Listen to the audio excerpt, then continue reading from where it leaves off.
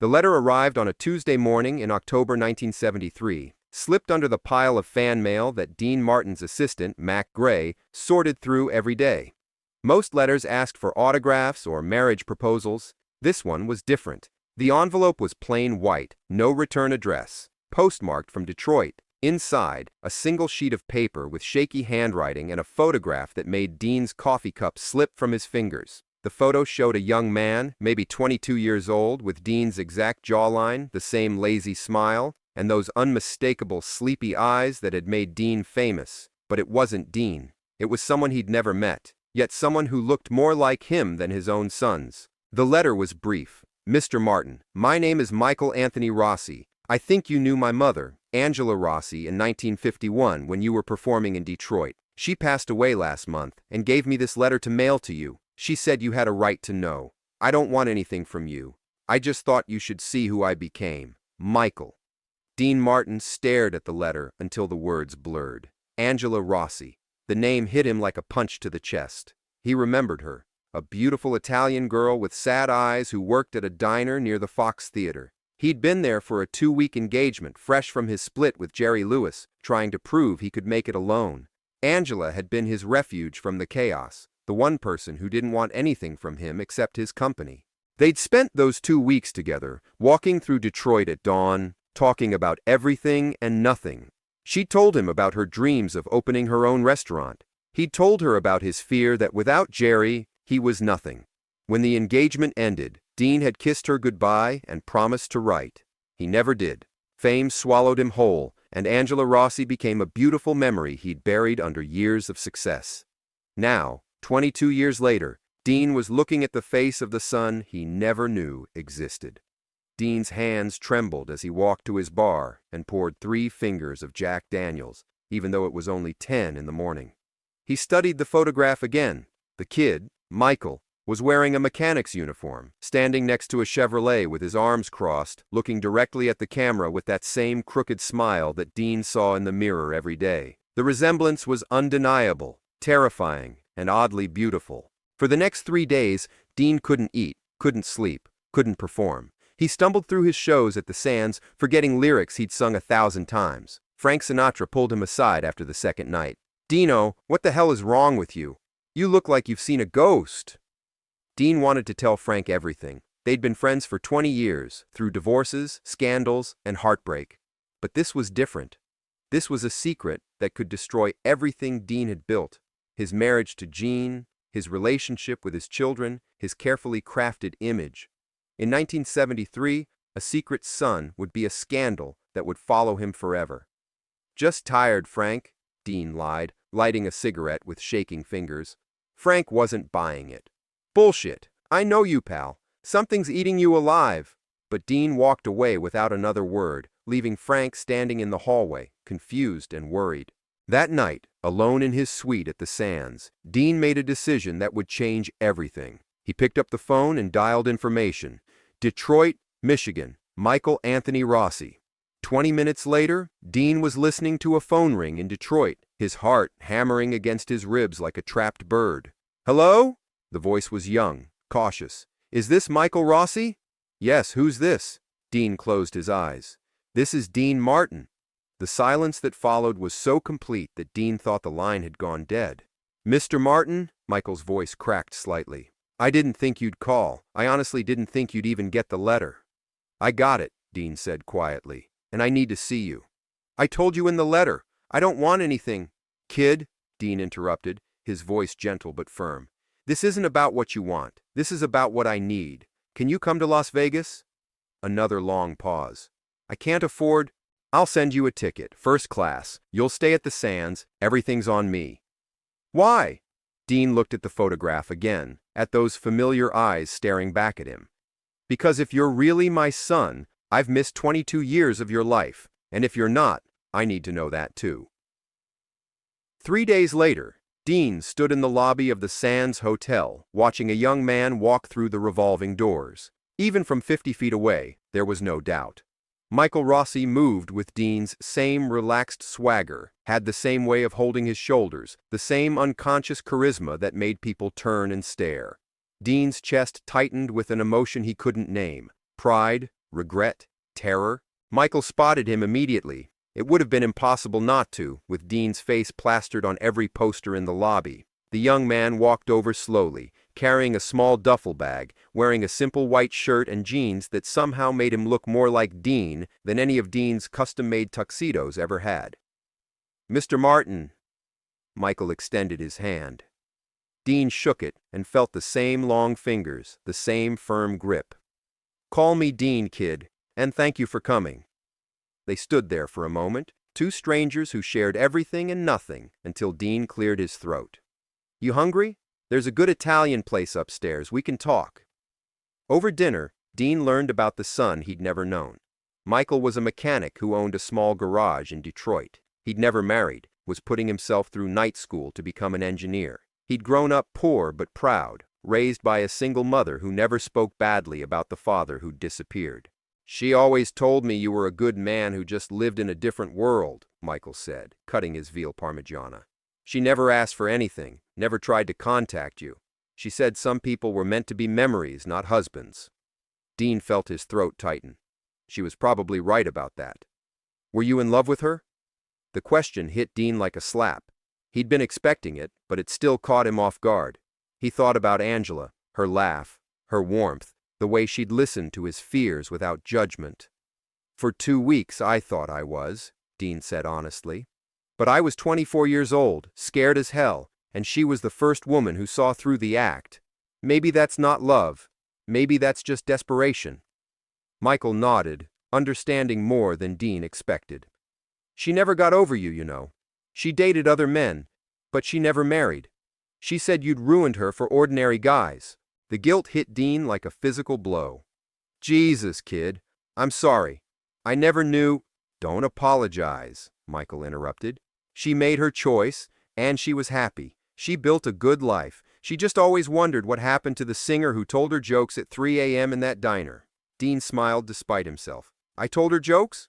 Terrible ones, apparently. She said you thought you were hilarious." "I am hilarious," Dean said, and for the first time since receiving the letter, he laughed. Really laughed. And Michael laughed too, with the same rich baritone that made Dean's spine tingle with recognition. Over the next 5 days, Dean and Michael got to know each other. Dean showed him around Vegas, introduced him to the crew at the Sands as a friend from Detroit. They played golf, where Dean discovered Michael had inherited his natural athletic ability. They talked until dawn, sharing stories, finding connections that went deeper than genetics. Michael was nothing like Dean's other children. He wasn't impressed by fame or money. He was curious about Dean the person, not Dean the celebrity. He asked about Dean's childhood, his fears, his dreams beyond entertainment. For the first time in years, Dean felt like he was talking to someone who actually cared about his answers. But the clock was ticking. Michael had to return to Detroit, to his job, his life, and Dean had to face the impossible decision that had been growing in his mind since that first phone call. On Michael's last night in Vegas, Dean took him to his favorite spot, a quiet bar on the roof of the Sands where they could see the entire city spread out below them like a circuit board of dreams and broken promises. "I want you to move to Los Angeles," Dean said without preamble. Michael choked on his beer. "What? I want to be part of your life, kid. I want to help you finish school, maybe find you a job in the industry. I've got connections."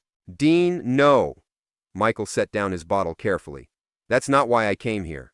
"I know, but—" "You have a family, a real family, a wife, kids, a whole life that doesn't include a bastard son from Detroit." The word hit Dean like a slap. "Don't call yourself that." "Why not? That's what I am." Michael's voice was calm, but Dean could see the hurt in those familiar eyes. "Look, these 5 days have been incredible. Getting to know you, seeing where you come from. It's more than I ever hoped for. But I'm not going to be your midlife crisis. That's not what this is. Isn't it?" Michael turned to face him fully. "You're 56 years old, Dean. Your career is winding down, your kids are grown up, and suddenly you discover you have a son who looks exactly like you used to. It's like finding a time machine. But I'm not your second chance. I'm just a man with your face who happened to show up at the right moment." Dean wanted to argue, but the words stuck in his throat. Because maybe Michael was right. Maybe this was about Dean's own mortality, his own regrets, more than it was about genuine fatherly love. "What if it is?" Dean asked quietly. "What if you are my second chance? Would that be so terrible?" Michael smiled sadly. No, it wouldn't be terrible. But it wouldn't be honest either.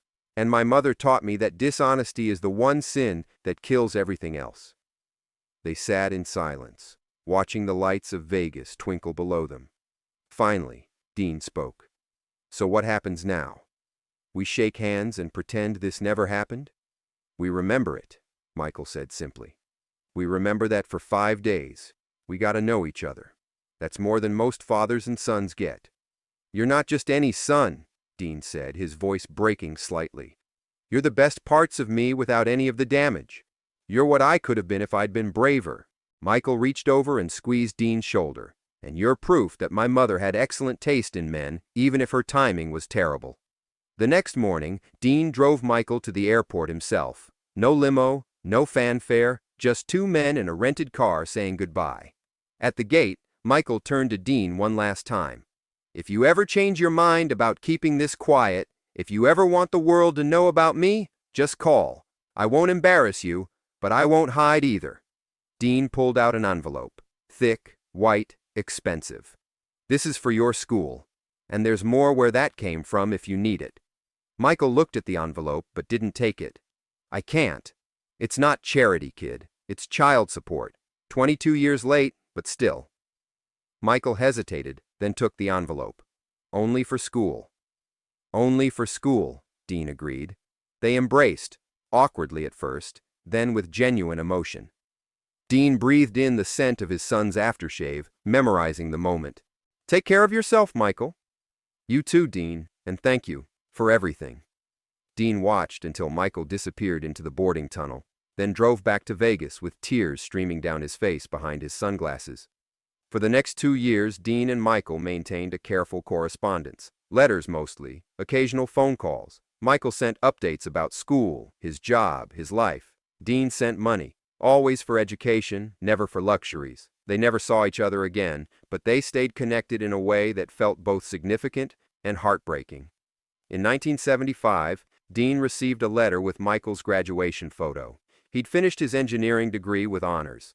The photo showed a confident young man in cap and gown, smiling that familiar crooked smile.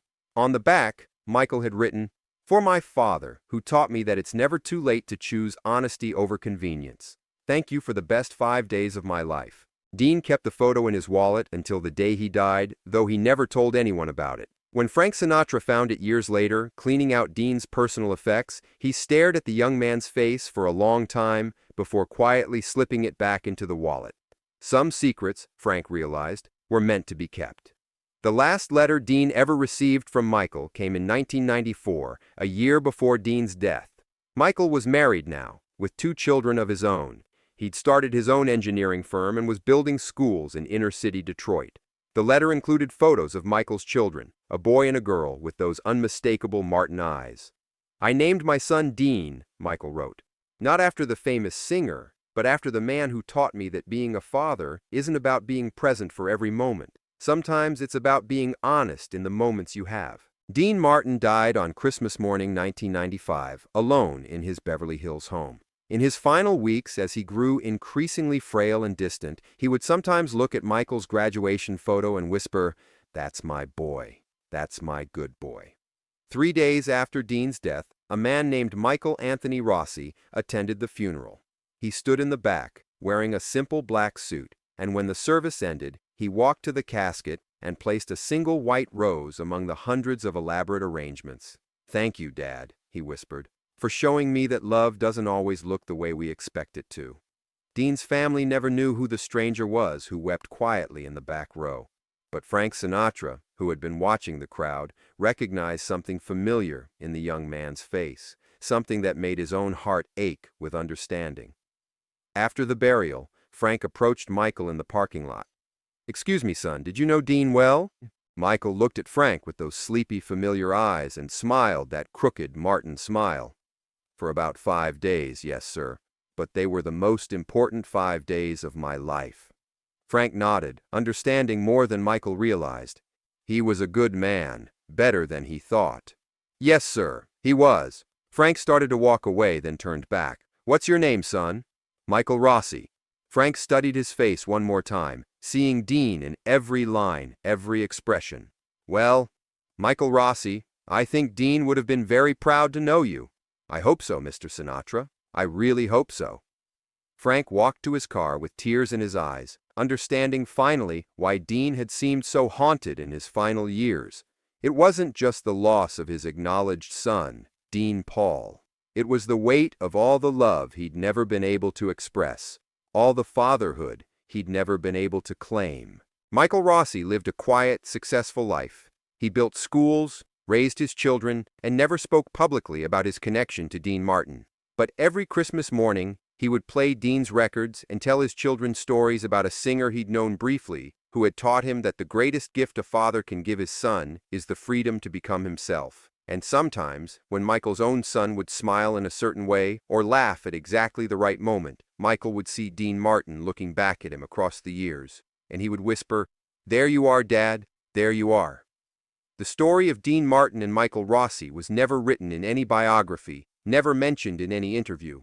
But it lived on in the quiet dignity of a son who inherited more than his father's face. He inherited his capacity for grace under pressure, his ability to love without condition, and his understanding that sometimes the most profound relationships are the ones the world never sees. In the end, Dean Martin's greatest performance wasn't on any stage or in any movie. It was in a hotel room in Las Vegas, where for 5 days he allowed himself to be not the king of cool, but simply a father discovering his son, and a son learning to forgive the father he'd never known.